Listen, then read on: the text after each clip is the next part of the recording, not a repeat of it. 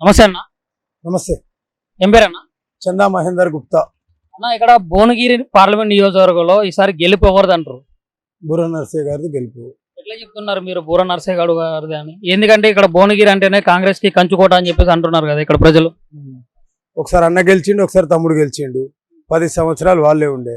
మేము ఒకటే అంటున్నాం, 10 సంవత్సరాలు మీరు అన్నదమ్ములే ఉన్నారు కదా, ముఖ్యమంత్రిని తీసుకొచ్చి మీరు మీ పేరు మీద భజన చేయించుకురుగా భువనగిరిలో. మీరు ఒకటే చేయండి, మీరు 10 సంవత్సరాలు ఏం చేసిర్రో ఒక శ్వేతపత్రం విడుదల చేయండి, తీసుకొని వినాయక చౌరస్తా కాడికి రండి. బుర్ర నర్సయ్య గౌడ్ గారు 5 సంవత్సరాలు ఏం చేసిండో మేము ఒక శ్వేతపత్రం తీసుకొని మేము కూడా వినాయక చౌరస్తాకి వస్తాం.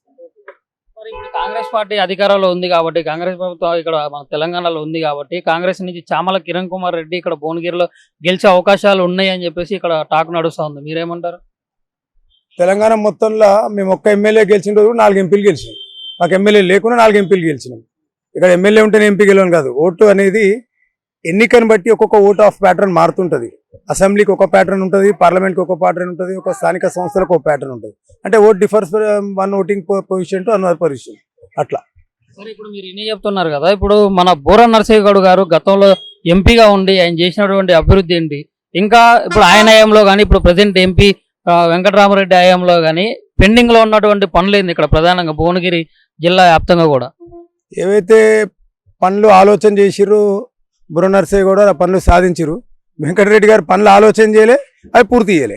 ఆలోచన ఉండని పూర్తి చేయాలంటుంది, ఆలోచన లేని పూర్తి ఎక్కడికి వెళ్ళి చేయాలంటుంది. ఇక్కడ మీరు అందరికి ఇంతకుముందు చెప్పినట్టు ఈ తెలంగాణకు ఒక ఎయిమ్స్ రావడంలో ముఖ్య భూమిక పోషించారు. ఒక మూసి ప్రక్షాళనగా దాని గురించి, సుందరీకరణ కాదు శుద్ధీకరణ గురించి వారు ఫైట్ చేసిరు. దాని తర్వాత ఇక్కడ పట్టుబట్టి కేంద్రీయ విద్యాలయం కానీ, రీజనల్ పాస్పోర్ట్ ఆఫీస్ కానీ, ఇక్కడ నుంచి పోయేటటువంటి త్రిబుల్-ఆర్ కానీ, ఇవన్నీ కూడా ఒక పట్టుదలతోటి, ఒక డాక్టర్గా, ఒక ఇంటెలెక్చువల్గా, ఒక వర్క్ అనుకుంటే వర్క్మెన్షిప్, హార్డ్ వర్కర్గా, పని అనుకుంటే ఇది చేయాలి. మరి వెంకటరెడ్డి గారు గతంలో పని చేసే ఒక ఆలోచన కొద్ది మాత్రం చేసిండా, అది వారు ఓపెన్గా చెప్పారు. నేను కేంద్రంలో బీజేపీ ప్రభుత్వం నితిన్ గడ్కరీ గారిని తీసుకున్నా, జాతీయ రహదారులు తీసుకొచ్చినా అని. కానీ పట్టుదలతోటి పనిచేయాలని ఆలోచన వ్యక్తుల్లో బుర్ర నర్సయ్య గౌడ్ గారు ఒకరు. ఇప్పుడు మరి వెంకటరామరెడ్డి గారు కూడా చెప్తా ఉన్నారు, ఈ 5 ఏళ్లలో మేము అభివృద్ధి చేసింది ఎంతో ఉంది, మేము ఎన్నో పనులు చేసినాం అని. అదే ఎన్ని ఉత్తి మాటలు అంటారా? రమ్మంటున్నాం కదా, మీరు బహిరంగ చర్చకు రండి, చెప్దాం, చర్చ చెప్దాము. మేము ఒక్కరిని అంటలేము, మీ అన్నదమ్ములు ఇద్దరు చేసిరు 10 సంవత్సరాలు. ఈ పార్లమెంట్ డీలిమిటేషన్ అయినాక మొత్తం 20 సంవత్సరాలు అయింది. ఈ దాంతో 3 ఎన్నికలు అయినాయి. 3 ఎన్నికలు ఒకసారి నర్సయ్య గౌడ్ గారు గెలిచిరు, దాని తర్వాత 2 సార్లు అన్నదమ్ములు ఇద్దరే గెలిచిరు కదా. 15 ఏళ్ళు, 15 ఏళ్ళలో 10+5 ఒకేలా. ఇప్పుడు ఇది 5వది, ఇంకోసారి జరగబోతుంది ఎన్నిక. మీరు డిబేట్ పెట్టండి, డిబేట్ పెట్టిన తర్వాత ప్రజలకు చెప్పండి ఎవరేం పని చేసినా ప్రజలే నిర్ణయిస్తారు ఎవరు కొట్టేయాలనేది. ఇక్కడ బీఆర్ఎస్ నుంచి చూసుకుంటే ఇక్కడ డైరెక్ట్ మన మాజీ ముఖ్యమంత్రి గారు డైరెక్ట్ భువనగిరి జిల్లాకు వచ్చి ఇక్కడ క్యాంపెయినింగ్ చేసే పరిస్థితులు అయితే ఉన్నాయి. ఇప్పుడు ఈ ఎఫెక్ట్ అనేది ఇప్పుడు పార్లమెంట్ ఎలక్షన్స్ మీద పడి ఇప్పుడు బీఆర్ఎస్ అభ్యర్థి క్యామ మల్లేష్ గెలిచే అవకాశాలు ఏమైనా ఉంటాయి అంటారా? ఒక పార్టీ అధ్యక్షునిగా తన పార్టీ లీడర్లను గెలిపించుకునే ప్రయత్నం చేస్తుండ అనుకుంటున్నాం కేసీఆర్. ఏ ప్రాజెక్ట్ అయినా కుర్చేసి కూర్చొని కట్టిస్తా అంటాడు, ఏ క్యాండిడేట్ అయినా కుర్చేసుకొని కూర్చొని గెలిపిస్తా అంటాడు. మన అట్లా గెలిపించేది ఉంటే మన అసెంబ్లీలో ఎందుకు గెలవలే? అదంతా కూడా ఒట్టి మాటలు. కాలం చెల్లినటువంటి పార్టీ టీఆర్ఎస్ పార్టీ. ఎందుకంటే హైపోతికేషన్ చేసి సిద్ధాంతాలను ఎన్నికలప్పుడే రుద్ది తెలంగాణ సెంటిమెంట్ వాడుకొని 2 సార్లు అధికారంకి వచ్చినావు. ఆ సెంటిమెంట్ని ముందుకు తీసుకెళ్లడంలో నువ్వు 2 సార్లు సఫలమైన నీ యొక్క కుటుంబాన్నే బాగుపరుచుకున్నావు. ఇక నిరుద్యోగులకు కానీ, నీటి విషయంలో కానీ, ఉపాధి విషయంలో కానీ, ఇంకా అన్ని విషయాలు నువ్వు ఫెయిల్ అయినావు. ఫెయిల్ అందుకే జనం నీకు గుణపాఠం చెప్పారు. సరే, ఇప్పుడు మరి మన రేవంత్ రెడ్డి పాలన ఎట్లా ఉండబోతుంది అనుకుంటున్నారు మీరు? రేవంత్ రెడ్డి పాలన ఎట్లుందనేది వాళ్ళ ప్రోగ్రెస్ కార్డు వాళ్ళే చెప్తారు కదా. ఇప్పుడు ఈ 100 రోజులు అవుతుంది కదా, ఇప్పుడే మనం అనకూడదని చెప్పేసి కేసీఆర్ కూడా చెప్పడం జరిగింది. ఇకపై రేవంత్ రెడ్డి పాలన ఎట్లా ఉండబోతుందని మీరు అనుకుంటున్నారు? 100 రోజులలో చెప్తామని మేము అనలే. 100 రోజులే మా పాలన ఒకటి పారదర్శక ఉంది. ఈ 100 రోజుల పాలనతో మేము ఎన్నికలు పోతున్నాం రేవంత్ రెడ్డి చెప్తుండు. 100 రోజుల పాలన ఏమి ఇచ్చినావు? ఫ్రీ బస్ టికెట్ అన్నావు. మహిళలు ఒక 60 సీట్లు ఉన్న బస్సులో 120 మంది ఎక్కుతురు. బస్సుకి ఇప్పటివరకు ఆర్టీసీకి చెల్లించాల్సిన డబ్బులు చెల్లించలే. గృహలక్ష్మి పేరు మీద కరెంట్ బిల్లులు ఇప్పటికి ఇంకా చాలా మందికి 0 బిల్లు రావట్లేదు. బిల్లులు కట్టమని విద్యుత్ అధికారులు ఇంటికి వచ్చిపోతున్నారు. నిరుద్యోగులకు వృత్తి ఇస్తాను, వృత్తి మాట లేదు. రైతులకు రుణమాఫీ అన్నావు, పోయి తీసుకొచ్చుకో 2 లక్షలు నేను కడతాను, 2 లక్షల మాట లేదు. ఒట్లకు 500 బోనస్ అన్నావు, 500 బోనస్ లేదు. నువ్వు ఒకటి దాటేసుకుంటూ పోతే నువ్వు మొన్న పక్కపంటి నిలబడిన వెంకటరెడ్డి ఏమంటాడు? దఫల వారిగా రుణమాఫీ అంటాడు. ఈ ముఖ్యమంత్రి ఏమో యాదగిరిగుట్టి లక్ష్మీనరసింహస్వామి మీద ఒట్టు రుణమాఫీ అంటున్నావు. నేను అంటున్నా, ఎన్నికల స్టంట్గా నువ్వు దేవుళ్ళ మీద ఒట్టు పెట్టకు.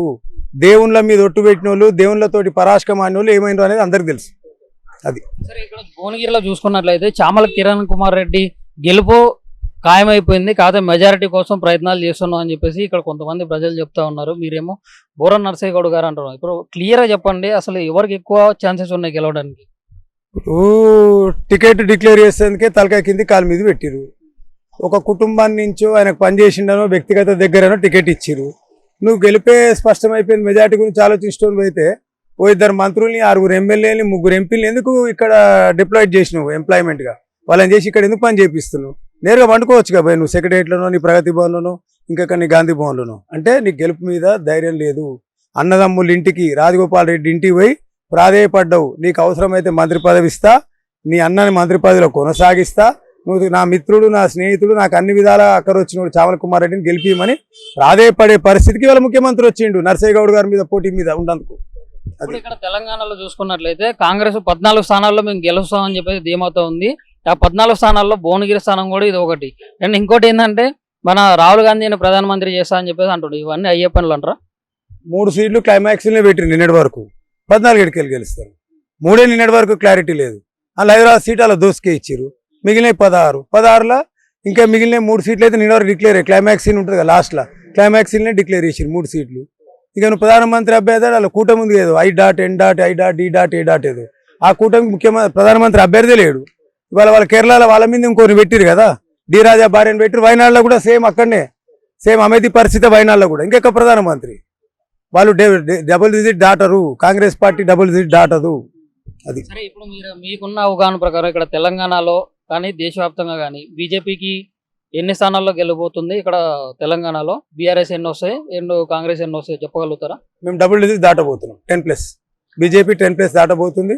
దేశవ్యాప్తంగా 370 से 400 पार बीजेपी की बार.